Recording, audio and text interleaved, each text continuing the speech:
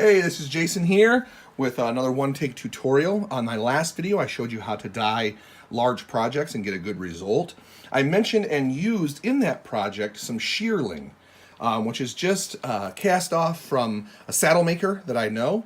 He uses that on his underlayment of his saddles, and so I get the cast-offs and we trade for that. So when you get shearling, the problem with it is that it's got a lot of extra fur, hair, that just comes off, and it will get all over your project if you're not careful. So how do you prepare this?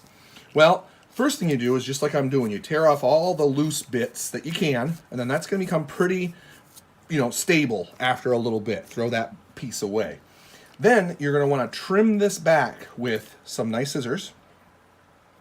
And you're not going to take a ton off. You just want to take about 1/8 of an inch. And what you're doing is just making that even and tidying everything up so you don't have a big afro mess of shearling when you go to use that project. So now I've got something that's a little bit bigger than a dauber and can be used properly. The last thing that I'm going to do, and this is a trick that I was shown, do this outside because it stinks, is to use a lighter and just burn back really quickly all of the fuzzies that you get around, and just get rid of all that loose stuff so that you can have a nice start when you end up using your shearling.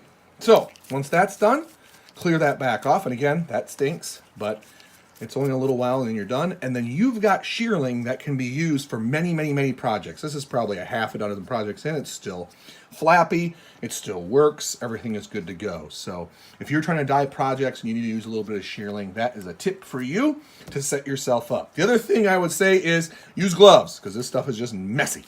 And that's the last thing I've got for you today. This is Jason with Diomedes Industries, www.diomedes industries.com, with another one-take tutorial, and I will catch you guys next time.